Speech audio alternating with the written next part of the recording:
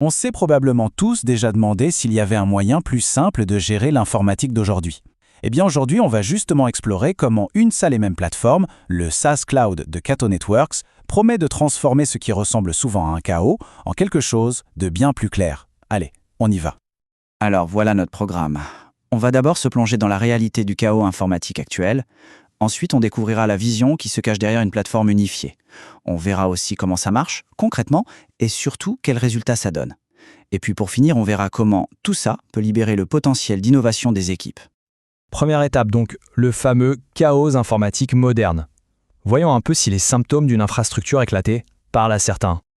Et ça commence souvent par cette question, une question que beaucoup se posent. Est-ce que l'infrastructure informatique est tout simplement devenue trop complexe à gérer au quotidien? C'est souvent là le nœud du problème. Et cette complexité, elle se traduit par des difficultés bien réelles. Imaginez un peu, jongler avec plus de 10 solutions différentes pour le réseau et la sécurité. Ajoutez à ça les coûts et l'inefficacité du MPLS, une expérience de télétravail, disons frustrante avec les VPN traditionnels, et bien sûr les menaces de cybersécurité qui adorent se glisser dans les failles de ce puzzle. Le résultat, il est là, 80% du temps des équipes IT est consacré à la maintenance. L'innovation, elle, attend son tour.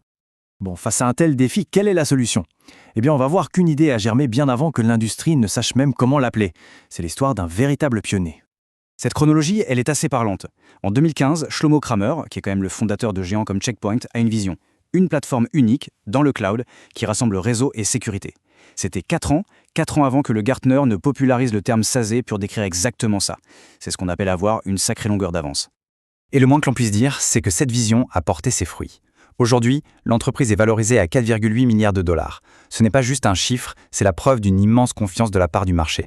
Et cette confiance, elle est devenue mondiale. On parle de plus de 3500 clients dans 190 pays, d'un réseau planétaire avec plus de 100 points de présence et d'une reconnaissance officielle comme leader par le Gartner. La solution a clairement fait ses preuves sur le terrain.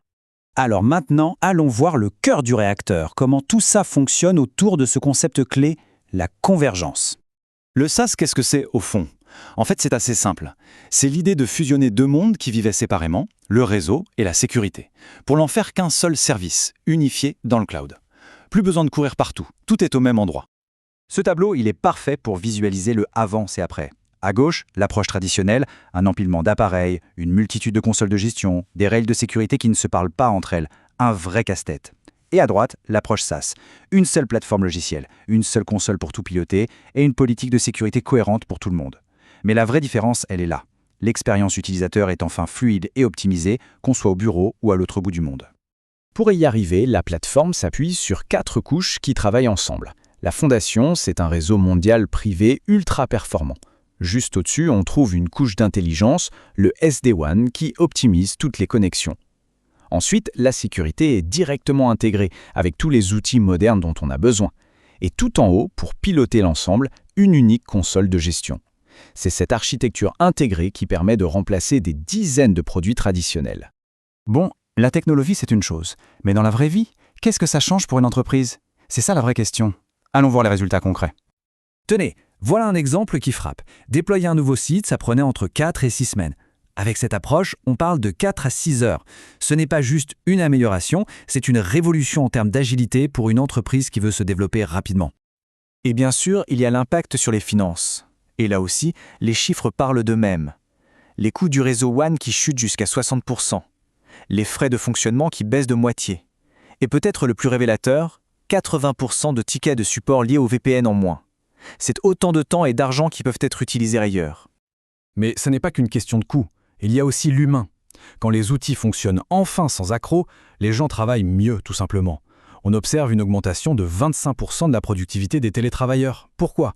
Parce qu'on met fin aux frustrations quotidiennes des connexions lentes ou instables.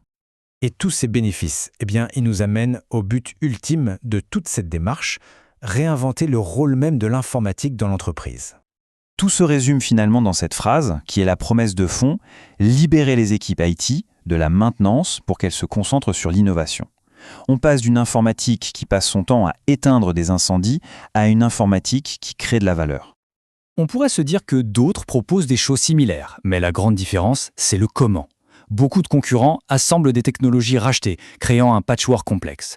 Ici, tout a été construit depuis le début comme une seule et même plateforme, pensée pour être unifiée et qui s'appuie sur son propre réseau mondial. Ça change absolument tout en termes de performance et de simplicité.